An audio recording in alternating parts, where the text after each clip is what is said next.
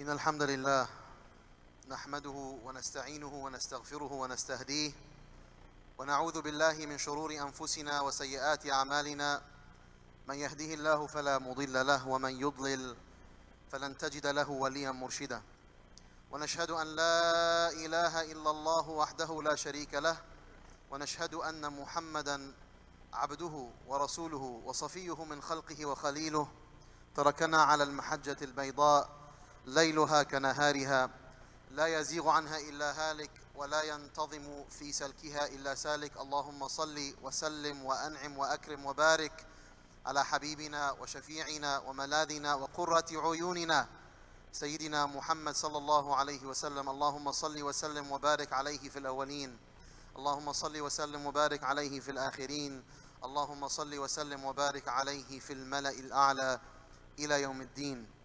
يقول عز من قائل: يا أيها الذين آمنوا اتقوا الله حق تقاته ولا تموتن إلا وأنتم مسلمون. اللهم اجعلنا منهم يا رب العالمين، اللهم آمين. أوصي نفسي وإياكم بتقوى الله وبلزوم طاعته آناء الليل وأطراف النهار على الوجه الذي يرضيه عنا. Ya Allah, we ask you to make us an upright and God-conscious people who worship you in the manner that is most pleasing to you. Allahumma ameen ya Rabbil Alameen. We begin by sending prayers and peace upon our beloved Messenger Muhammad sallallahu alayhi wasallam. And we ask Allah subhanahu wa ta'ala on this blessed day of Jumu'ah to have mercy upon us, to forgive our sins and our shortcomings, and to have mercy upon this ummah of Muhammad sallallahu alayhi wasallam, to bring it relief and ease and respite in quite challenging times. And we are all aware of many brothers and sisters in our own country here in the US and across the world who are facing all sorts of difficulties and challenges. But it is our obligation, our duty, to never forget about them and to always make dua for them, asking Allah subhanahu wa ta'ala to bring them victory and relief and to remove from upon them tyranny and oppression. Allahumma ameen ya Rabbil Alameen. Brothers and sisters, over the past 4 weeks now, we've touched upon a number of the stories of the Quran. These stories that Allah subhanahu wa ta'ala relays to us because He knows what we need to hear. He knows what we need to learn so that we become upright. We become a people of rushd, a people of uprightness and guided, well-guided people. And so we shared and reflected over the story of the youth of the cave, and we spoke about the story of the people of the Sabbath. And today I will share my last quranic story until we return. Inshallah, we will return next week to our Redefining Deen series. This last story that I want to share from the Quran is a story that Allah subhanahu wa ta'ala relays to us and reveals to us because He wants us to learn something very specific about how to affect real change, how to affect change, and how to go about as a community to organize oneself under the concept of a strong leadership. And these stories, brothers and sisters, I just want to share this brief reflection. These stories that Allah shares, as I mentioned last week and the week before that, these are not stories for our own personal entertainment. These are not fairy tales. Allah could have chosen any stories from this history that has unfolded. He could have chosen any stories, but He chose these particular stories because in them are many lessons for us to learn from. Today's story is once again in the same thread of Banu Israel. But in this particular context, it's the story of Talut, Saul, and the army. The way it begins, the context is very simple. This is many years after the time of Musa alayhi salam and Yusha bin Nun. When Allah subhanahu wa ta'ala tells us, أَلَمْ تَرَ إِلَى الْمَلَإِ مِنْ بَنِي إِسْرَائِيلِ إِذْ قَالُوا لِنَبِيٍّ لَهُمْ مِنْ بَعْدِ مُوسَى. When a people from Banu Israel who came after Musa, ابعث لنا ملكا نقاتل في سبيل الله. Send us a leader, a king. And in that time, the word malik was an indication of the leader, the person that you would follow into battle. ابعث لنا ملكا نقاتل في سبيل الله. What were they desiring to fight about? It's very simple. Banu Israel, the Israelites, had faced tremendous difficulties and hardships for decades and centuries. And we know the story of how it unfolded and how there were the large swath of people who rejected the prophets, and then there were those minority of individuals who chose to commit themselves to the prophets. And that was no different from the story of Musa alayhi salam. When they said, اذهب أنت وربك فقاتلا, you and your Lord, you go fight the Amalekites, the Amalekah. There were these grandiose people who lived in the lands of Palestine who were known as Amalekah. And these were, at a certain period in time in the life of the Israelites, these were their biggest challenge, these particular Amalekites. And so, here we find many years after the time of Musa and Yusha bin Nun, Banu Israel is speaking to a prophet. Who this prophet is, we don't know. The books of tafsir, they indicate some names, but they're all conjecture, so we're going to keep it as Allah noted. We don't know who this prophet is. But they go to this prophet, and they go in a moment of inspiration. Send us a leader so that we can go and fight these Amalekah. So the prophet says to them, this prophet, whoever he is, we don't know who he is exactly, he says, هل عسيتم إن كتب عليكم القتال ألا تقاتلوا? Perhaps is it the case that maybe if fighting was prescribed for you, that you would not fight? Because this prophet knows the nature of his people, that they talk a big talk, but when the rubber hits the road, they're not going to do it. Said, وَمَا لَنَا, they responded, وَمَا لَنَا أَلَّا نُقَاتِلْ فِي سَبِيلِ اللَّهِ وَقَدْ أُخْرِجْنَا مِنْ دِيَارِنَا وَأَبْنَائِنَا. How could it be that we don't fight in the way of Allah and we have been exiled from our homes and our children? They're making a genuine claim of pain and agony and difficulty, and we've been exiled. Of course, when we say we will fight, we will fight. We will be committed. فَلَمَّا كُتِبَ عَلَيْهِمُ الْقِتَالِ تَوَلَّوْا إِلَّا قَلِيلًا مِّنْهُمْ. Okay, you're honest, you're sincere, you're committed. Fighting has been prescribed for you. As soon, فَلَمَّا, immediately, فَأُ الْعَاقِبَةِ, immediately when fighting was prescribed, تَوَلَّوْا. The majority of them went back, إِلَّا قَلِيلًا, except a few. وَاللَّهُ عَلِيمٌ بِالظَّالِمِينَ. Allah knows who is the transgressor. Brothers and sisters, this first part, and these verses are found in Surah Al-Baqarah, beginning from ayah 246, if you want to go back and reflect. This first part of the story gives us a few indications of what lessons Allah wants us to reflect on. First and foremost, you see that it's a mala, it's a group of people from Banu Israel who are now committed, who are saying there is a problem, and we collectively realize that this problem needs to be fixed. But what happened was, all of them jumped up in a moment of inspiration. Yes, we're going to go forward and we're going to make the necessary changes. But when the iron was hot, they didn't strike. And this is one of the greatest flaws that is found in the human being. Is very often we will find ourselves in a moment of high inspiration. I'm ready to do what it takes. I'm going to donate every penny. I heard an inspiring khutbah about giving. I just want to give. All right, yalla, give. The bank and I have bills and my children in school and tuition. What happens? We start to, I really want to stop watching TV. I've just found that I spend so much useless time, endless hours consuming mindless television and so on. I just want to stop. And it's sincere and it's a moment of inspiration. But then when you are challenged to actually take a real step, what happens? Okay, you know what? If you're honest and sincere, get rid of your TV. Go, if you really believe that TV is a waste of time, and you've been numbing your mind for decades watching TV, get rid of your TV and remove your cable subscription today, now.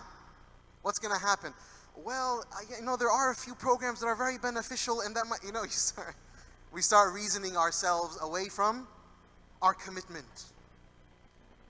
This is on a personal level. You can apply this on multiple levels, which is the basic, simple message is this. Beware of those moments of high inspiration. Beware of the lofty rhetoric. If you're not willing to walk the walk, don't talk the talk. And when you talk, make sure that what you're saying is meaningful. Make sure that when you say and you commit yourself to something good, make sure that you're going to do what it takes to see it through. Because any beneficial change requires commitment. Any beneficial change requires sacrifice. Any beneficial change requires know-how. I may be very sincere. You know what? I want to, I want to start to become a reader. I want to read. Better yet, the best thing that we constantly do, I want to memorize the Quran. And today, I'm going to start memorizing a page a day. We pull a number out of thin air and we decide to start moving in that direction. What on average happens? We try, we don't get through 1 or 2, 3 lines, and then what happens? Okay, we'll come back to this next year, inshallah. Right? Why? Because we don't have know-how. We have a big, lofty talk, but the fact of the matter is, we don't know what it takes. And so, the message is very simple. On an individual level or on a communal level, we have to be careful of these big shi'arat, these big lofty claims about what we want to be. We want to be politically involved. And then what happens? 1 or 2 people decide, okay, the way this gets done is we have to do X, Y, Z, and then we just go ahead, moving full speed ahead, and then it burns out in a second. No strategy, no thoughtfulness, no know-how, no studying of what previous people have done in terms of how change is actually effective or affected. And so the first message is very simple. Beware of the lofty, inspirational moments. Those moments are moments where you have to be real with yourself. You have to be honest with yourself. And you have to say, do I have sidqul azima? Am I honestly and truthfully committed? Because Allah says, فَإِذَا عَزَمْتَ فَتَوَكَّلْ عَلَى اللَّهِ. If you have azima, if you have true resolve, then rely on Allah. You get it? إِذَا عَزَمْتَ فَتَوَكَّلْ عَلَى اللَّهِ. I can't sit here in my home flipping through the TV all night and all day, and then I say, where is the victory of the Muslims? There's no azima in that. I'm not trying anything. I'm not studying anything. I'm not really consulting Ahlul Halli wal Aqd, the people of knowledge and know-how and understanding. I'm just throwing out big, empty statements. Beware of that. And that's what point 1 of the story is. Beware of what you sell yourself or what you tell yourself. The second point is this. قال لهم نبيهم إن الله قد بعث لكم طالوت ملكا. Okay, you're asking for a leader that you can follow as a guide, that you'll fight with. Okay, Allah has sent you Talut, Saul, as your leader. What did the Israelites say? قالوا وأنى يكون له الملك ونحن أحق بالملك منه. How can he have the mulk? And we are more deserving of the mulk, the leadership, than he is. وَلَمْ يُؤْتَ سَاعَةً مِّنَ الْمَالِ. And he doesn't have any money. Arbitrary. There's no meaningfulness to this particular metric that they've identified. What they're saying is, okay, you've chosen Saul, Talut. Who is he? He doesn't come from one of the grandiose tribes of Yehuda. He's not from one of the special people. He's from low-level tribe. He's a nobody. He's a no-name. And he doesn't have wealth. How can he be the one who leads us?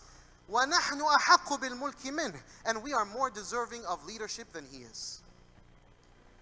Brothers and sisters, if you want to boil down one of the biggest, most painful problems that exists in the Muslim community, it is this point. I have witnessed, as someone who was born and raised in the Muslim community, I have lived my entire life, born and raised in the American Muslim community, not just in the general community, no, in the masajid, in the organizations, in the institutions, in the 80s and 90s, in the 2000s until today, watching and observing the Muslims trying to organize on a civic level, on an organization level, on a masjid level, and the list goes on. And the number one impediment from us moving forward is this. It is the politics of leadership. Who is going to be the leadership? No, I'm going to be the leadership. No, you're going to be the leadership. No, you don't have the right leadership qualities. You don't have the qualifications. You don't have this. I have seen in the Muslim community people in Muslim organizations go to court against one another simply because of the politics of leadership. Who's going to be the leadership and who's not going to be the leader? And wallahi, this has drained and taxed and deteriorated the fabric of the Muslim community as we continue this petty political nonsense of who's the leader. Wallahi, what this story tells us, it's not about who's leading. Because Allah chose someone who was a nobody. He chose Talut. He didn't choose someone from the tribes of Yehuda. He didn't choose a man of notoriety and wealth. Allah is saying it's not about who's leading. It's not about that. Get this thought out of your mind. The Muslim community needs to pop the bubble of what social theorists call the hero myth. Everyone has this idea that the problem will be resolved when Umar ibn Abdul Aziz comes back. The problem will be resolved when we have Salahuddin al-Ayyubi. Then the Muslims will thrive. That's not the case. That's a myth. That's a tawahum that we have to pop that bubble. It doesn't mean we don't need good leaders. No, we need good, qualified leaders. We need strong, resilient leaders.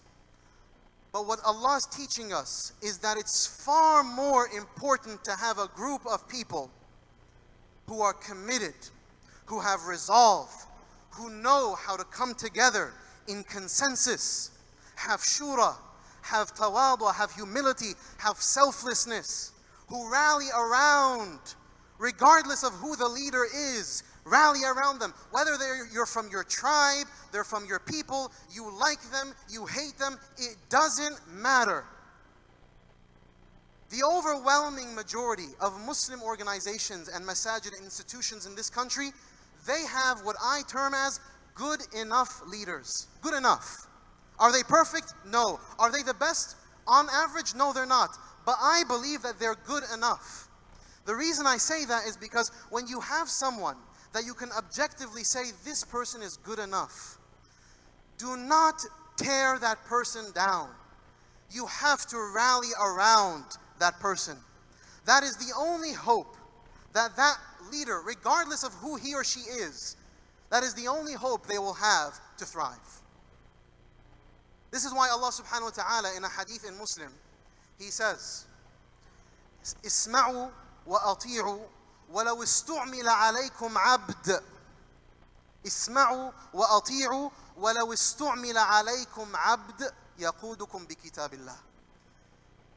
The Prophet ﷺ says, listen and obey, even if the person who's placed as your leader is a slave, a servant, as long as that person is trying to guide you by the book of Allah.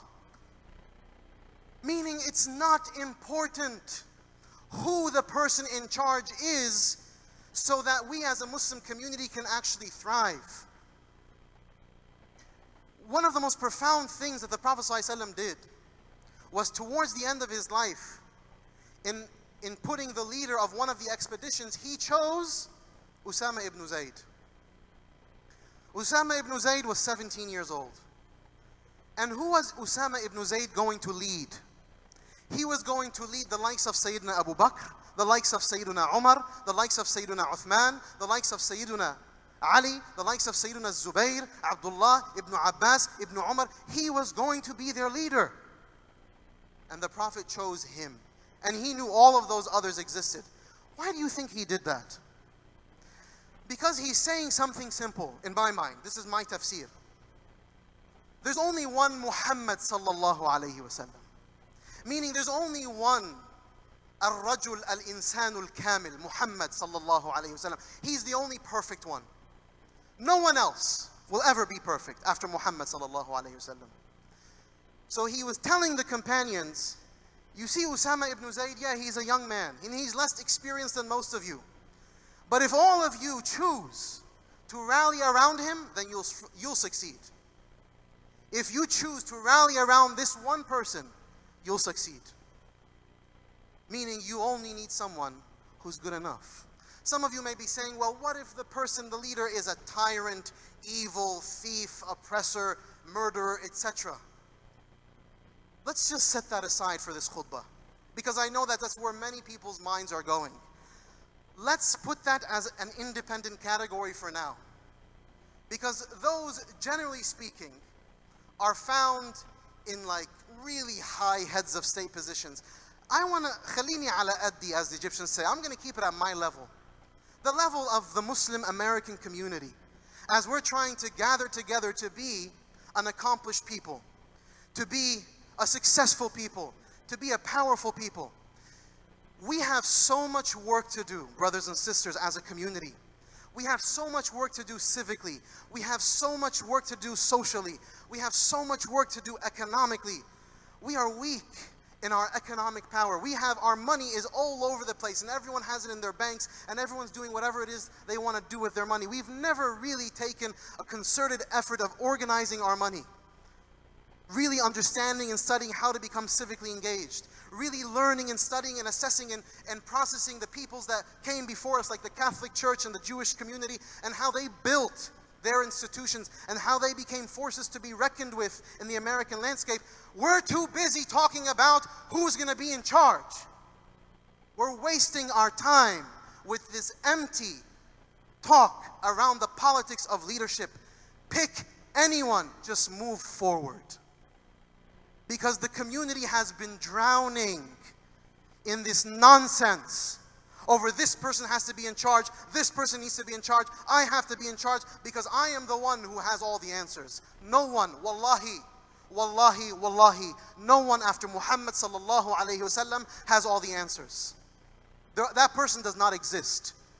So we have to pop this myth of this grand leader who's going to come and save the ummah. What Allah is teaching us in this surah, in this story, is something very simple. Pick someone that's good enough. Rally around them. Work with them. Because the only hope is that everyone comes together and works for the same cause. Because you know what? Okay, let's say this person is bad. You remove them. And then what? You replace them. And then what do you think is going to happen? You'll be torn apart. And then when you're gone, what's going to happen? That person will be torn apart. It's the same story that we've been watching in this community time and time again. That's not what Allah is teaching us. You know, there's a beautiful cartoon. It's like a cartoon that I had read once. And it showed 3 types of people. And I'm not biased as this cartoon is saying it, but I'm going to relay the exact cartoon. The cartoon showed Japanese people, Americans, and Arabs, okay? And each cartoon had the same thing. There was a person trying to get over a wall, and then a group of people watching. So when it came to the Japanese people, that person who was trying to climb over the wall, all the other people watching ran, and they became a human ladder to ensure that this person is able to climb over the wall. When it came to the Americans, this person trying to climb the wall, the Americans are sitting there saying, you know, if he can do it, more power to him. But, you know, I'm neither going to help him or hurt him. But when it came to the Arabs, and then you can use this to extrapolate to much of our ummah, they saw a person trying to climb over the wall. You know what they did? They pulled him right back down. You're not going anywhere, Habibi. You stay with us, right here. Subhanallah. We keep on tearing each other apart senselessly, mindlessly, and wallahi, wallahi, wallahi, it's hurting us. We have to become people who know how to rally together. You don't have to love your leaders. You can hate them, But as long as you can make an honest and objective argument that this person is good enough, don't tear them down. Work with it. Doesn't mean that leaders can be changed. No, leaders can be changed. And leaders can be transitioned out, and new leadership can be brought in. That's all acceptable. But you have to really study and assess, what are the mistakes? What are the problems? Is someone truly evil? Or is maybe someone incompetent? Or someone making mistakes? Have I sincerely tried to help my brother or my sister in their efforts to be the best possible thing? Or have all I done sit on the side and pointed fingers night left after night? Because all of us, and we know this, we know our community. We are experts at deconstruction. We are experts in critique. But when the iron is hot and we're asked to get involved, what happens? تَوَلَّوْا مِنْهُمْ إِلَّا قَلِيلٌ. We run away. And I've seen this time and time again. We will come together and we'll say, you know what? We have this big initiative and we want to do it and we want to come together. And everyone says, Takbir, Allahu Akbar, Hurrah, let's do this. And then when the maw'id comes, when the time comes, you know how many people show up? قَلِيلٌ جِدًّا. Very, very few. So brothers and sisters, the message is very simple. Stop obsessing over the politics of leadership. Figure out what kind of person you are. Let me figure out what kind of person am I. Am I sincere?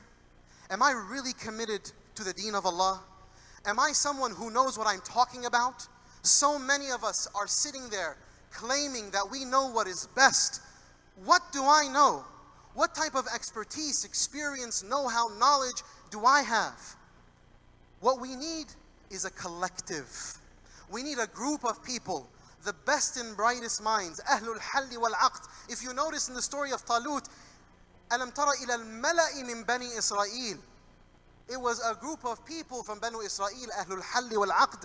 They are the ones who said, this is what we need to do moving forward. So when it comes to the future of the Muslim community, we have to strategize collectively. MashaAllah, we have so many bright and brilliant minds, especially here in Boston, who can really help think about what political engagement looks like, what civic engagement looks like, how to strategize to organize our money, how to be responsible social advocates, how to be institutions that really relieve people of their problems and their needs. As a community, we're not able to take over our own, we're not able to take care of our own. We have so many Muslims who come to us looking for financial assistance and service, and we're not able to help them. That's because we're too busy thinking about nonsensical politics of leadership. Is this point clear? Should I say it again? Because to me, this is everything. If we can figure this point out, and we can figure out that there is no perfect solution, and that every solution is imperfect, and that we are all collectively very flawed beings, and the only thing that will make us successful is if we learn to come together, committed, around whoever person that is. Yes, we need leadership. At the end of the day, you need someone who's making the decision. You need someone who's making the difficult decisions. You need someone who's signing the checks. You need someone at that position. But that's not the most important position, I believe. I believe this is what makes or break. You know, Imam Layth and Imam Malik. Imam Layth was this grand scholar of Egypt. And Imam Malik himself says, كَانَ لَيْث أَفْقَهُ مِنِّي. Layth Ibn Sa'd was a scholar in Egypt who was more knowledgeable than Imam Malik in Medina. But Imam Malik became at the helm of this entire school of Islamic law known as the school of Al-Malikiyah. What happened to Al-Layth ibn Sa'd? 99% of you have no idea who he is. You know why? It wasn't because of Al-Layth, it was because there was no one around him. What Imam Malik had, the distinction between Imam Malik and Imam Layth, were the people. This is where we have to really think about ourselves. The next lesson that we take from the story of Talut, Allah subhanahu wa ta'ala tells us, فَلَمَّا فَصَلَ طَالُوتُ بِالْجُنُودِ قَالَ إِنَّ اللَّهَ مُبْتَلِيكُمْ بِنَهَرٍ فَمَنْ شَرِبَ مِنْهُ فَلَيْسَ مِنِّي وَمَنْ لَمْ يَطْعَمْهُ فَإِنَّهُ مِنِّي إِلَّا مَنْ اغْتَرَفَ غُرْفَةً بِيَدِهِ فَشَرِبُوا مِنْهُ إِلَّا قَلِيلًا مِنْهُمْ. So there was one level of filtration, and that was all the way in the beginning when, okay, we're going to fight. Most of the people did what? Were out. Then you had a filtered few. Those filtered few now were with King Saul. And Saul was moving forward with them. They reach a river. He tells them, listen, I know you're thirsty.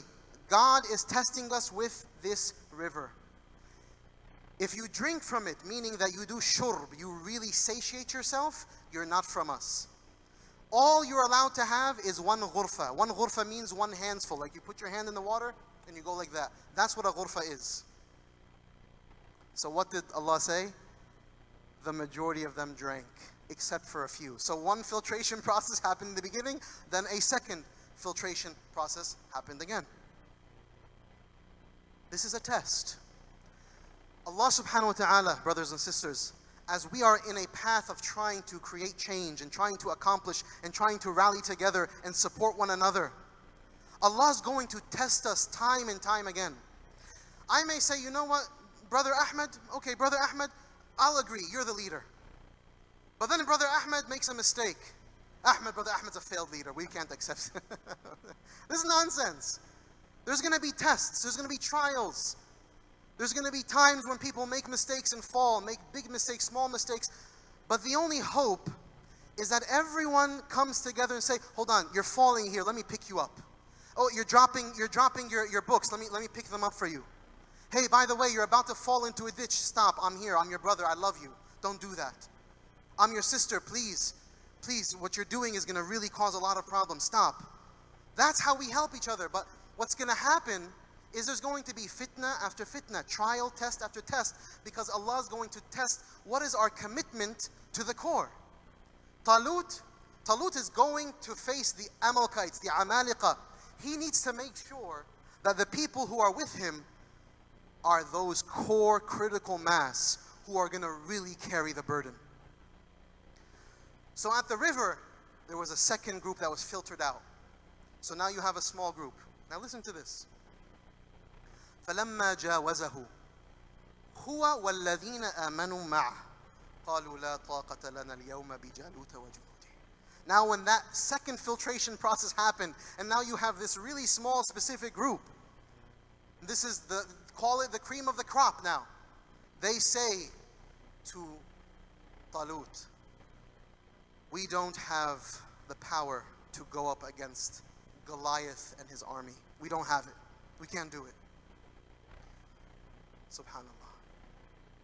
قال الذين يظنون أنهم ملاقو الله كم من فئة قليلة غلبت فئة كثيرة بإذن الله والله مع الصابرين.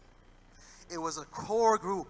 See, now it was it's like a inverse pyramid. This big group was filtered into this group, was filtered into this group, was filtered into this group, and inside that group, it was a group of people who said, we know that we will meet Allah.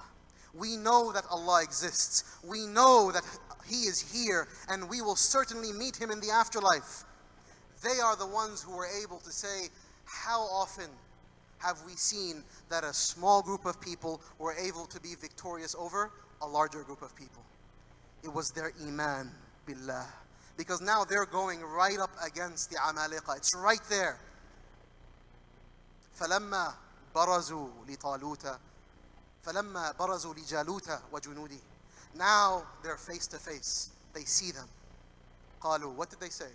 قالوا رَبَّنَا أَفْرِغْ عَلَيْنَا صَبْرًا وَثَبِّتْ أَقْدَامَنَا وَانْصُرْنَا عَلَى الْقَوْمِ الْكَافِرِينَ. SubhanAllah. They did everything that they could do. Talut filtered the army to the best of his ability, brought the best of the best. Here are the people that really are the best and brightest and most thoughtful and committed, and those who are going to sacrifice and those who are going to be there.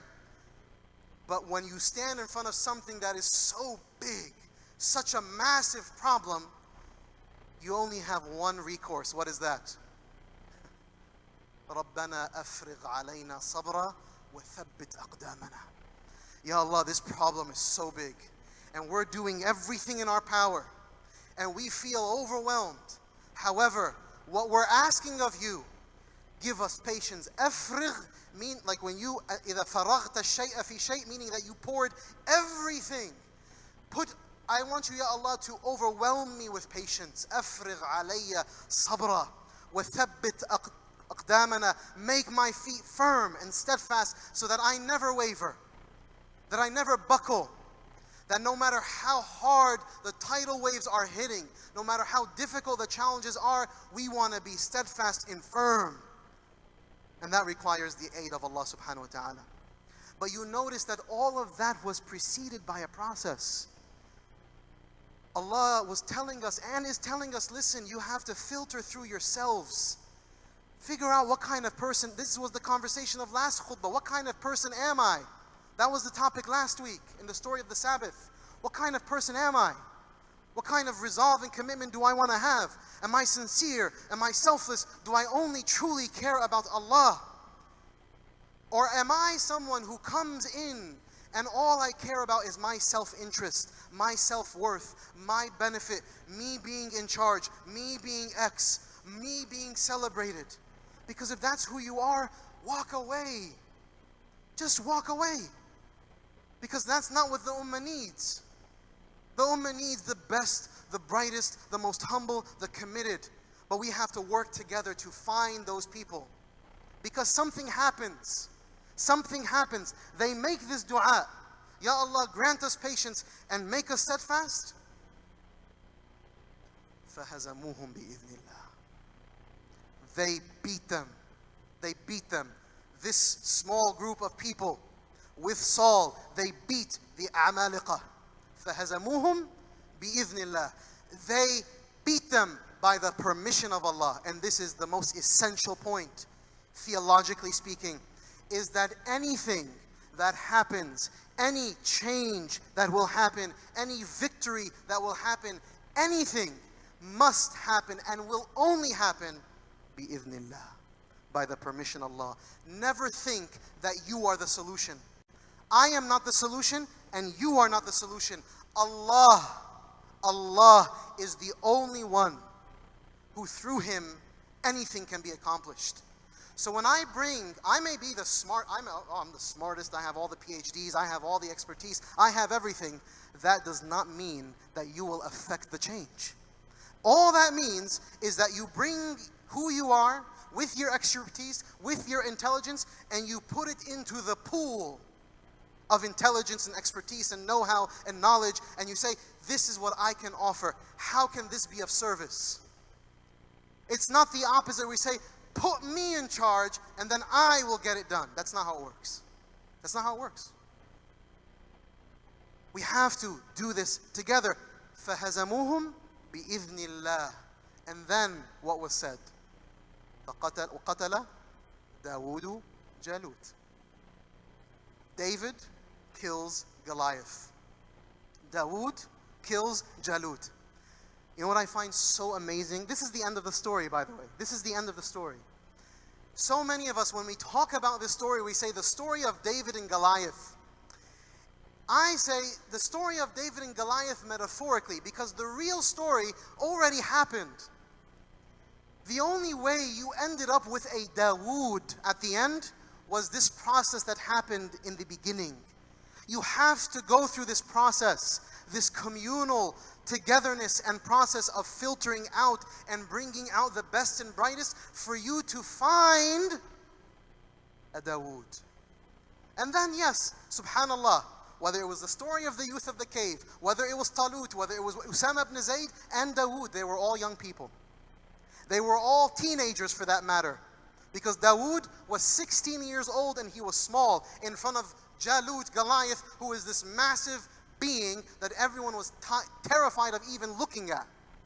But it was the spirited, committed, non-soiled, non-polluted fitra of a young person, well guided by those around him or her, who was able to stand up to Goliath and say, not now, not ever. Do you understand what it takes? Dawood doesn't just pop out of nowhere. Dawood is a fine pearl that comes out after a process, a long process, and then that moment happens. What we're looking for is we're looking for the moment of victory, but we're not interested in the process. We're not interested in what it takes because that's too much work. That's hard. We just want Allah to give us fatah. And we sit there and we make dua for fatah, but we don't do anything in the pathway. But quite the contrary, we harm one another. We tear each other apart. That's why we find ourselves in the condition that we do. And subhanallah, Allah says, وَأَتَاهُ اللَّهُ الْمُلْكِ وَالْحِكْمَةِ وَعَلَّمَهُ مِمَّا يَشَاءُ. Allah gave Dawood the leadership, the kingship, and He gave him wisdom, and He gave him from the knowledge that he desired. فَلَوْلَا دَفْعُ اللَّهِ النَّاسَ بَعْضَهُمْ بِبَعْضٍ لَفَسَدَتِ الْأَرْضِ وَاللَّهُ ذُو فَضْلٍ عَلَى الْعَالَمِينَ. This is what brings us back full circle to last week. If it is not for a group of people who are righteous, committed, selfless, sincere, have the requisite know-how, have the requisite qualifications, who stand up and push up against those forces of evil, if that does not take place, the earth will be corrupted and destroyed. And the beauty is in how Allah ends this ayah. He says, وَاللَّهُ ذُو فَضْلٍ عَلَى الْعَالَمِينَ. Allah, verily, His bounty is for the people of the worlds, for the worlds. Meaning to say that the well-being of this world, all non-Allah entities, everyone other than Allah, the benefit and the well-being and the fadl, the bounty that is upon those people, only happens when a group of committed people stand up and decide to do what it takes with principle, with virtue, with know-how, with ethics, with morality, to fight the good fight. And that's the story. May Allah subhanahu wa ta'ala help us to internalize the meanings that are found in these stories. May Allah guide our hearts and make us humble to study this Quran, to study this beautiful guidance, to study the stories of this Quran, to internalize its meaning and to translate it into action in our communities immediately. May Allah make us a people who have sidqul azima, who have true commitment and resolve. And may Allah not make us a people who just talk a lot, who just run our mouth. Ya Allah, make us a people of action. Make us a people of committed action. ربنا أفرغ علينا صبرا وثبت أقدامنا وانصرنا على القوم الكافرين. أقول قولي هذا وأستغفر الله لي ولكم.